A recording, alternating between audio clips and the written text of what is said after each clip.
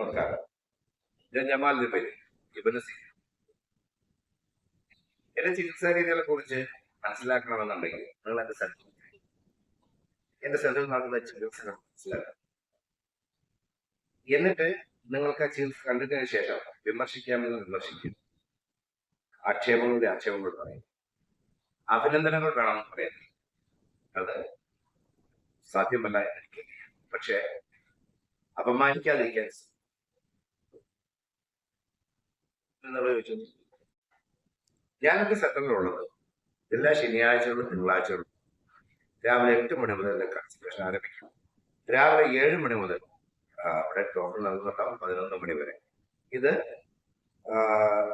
മലപ്പുറം ജില്ലയിലെ തിരുനാവായ കൊടക്കൽ എന്ന് പറയുന്ന സ്ഥലത്ത് ഈ സ്ഥാപനം പ്രവർത്തിക്കും. മറ്റൊരു ഡിവിഷൻ മണ്ണാർക്കാട് പെരുന്തൽമണ്ണ പാലോട് എന്ന് പറയുന്ന സ്ഥലത്ത് പ്രവർത്തിക്കും. അവിടെ എല്ലാ ഞായറാഴ്ചകളുമാണ് എന്റെ കൺസൾട്ടേഷൻ.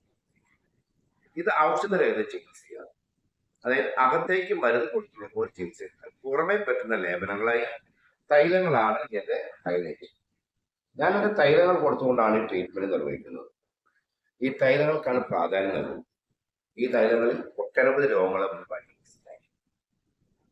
ചുരുക്കി പറഞ്ഞാൽ ശരീരത്തിന്റെ നാഡി ഞരമ്പുകൾക്കും അസ്ഥികൾക്കുണ്ടാകുന്ന പ്രയാസങ്ങൾ വേദനകളുമാണ് പരിഹാരം കാണും.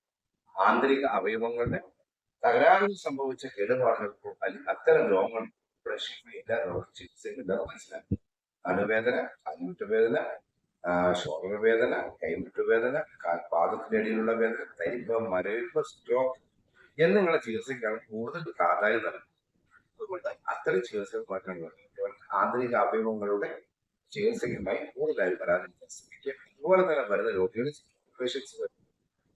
ഒരുപാട് പ്രായം കടന്ന ആളുകൾ, 80-85 വയസ്സായ പ്രായമായ ആളുകൾ വരാതിരിക്കുക. അതുപോലെ തന്നെ അവരുടെ ഓർമ്മ നഷ്ടപ്പെട്ടവരാണെങ്കിൽ കാരണവശാൽ എത്ര പ്രായം കുറഞ്ഞവരാണ് അവരെ കൊണ്ടുവരേണ്ട. അതുപോലെ മറ്റൊന്ന് പറയാനുള്ള വെച്ചാൽ സ്ട്രോക്ക് പേഷ്യൻസിൽ ചില ആളുകൾക്ക് മെമ്മറി കട്ടായിക്കൊണ്ട് അവർ പരസ്പര വിരുദ്ധമായി സംസാരിക്കുന്ന ആളുകളുണ്ടാവും. അതൊന്നും ഇവിടെ വന്ന് മാറാൻ സാധ്യതയില്ല. സ്വാഭാവികമായി സ്ട്രോക്ക് വന്നു, സംസാരമുണ്ട്, അവർ ബുദ്ധി നഷ്ടപ്പെട്ടില്ല. അത് നമ്മൾ പറയുന്നത് മനസ്സിലാക്കുകയും അവർ പറയുന്നത് നമുക്ക് മനസ്സിലാവുന്ന രീതിയിലുള്ള ആളുകൾ കൊണ്ടുവന്ന് നമുക്ക് പരിഹാരം ഉണ്ടാക്കാൻ പറ്റും. അത് സംസാരിക്കുന്നില്ലെങ്കിൽ പോലും നമുക്ക് പരിഹാരം ഉണ്ടാക്കാം. പക്ഷെ നമ്മൾ പറയുന്നത് മനസ്സിലാക്കുന്ന സെൻസ് ഉള്ളവരായിരിക്കണം.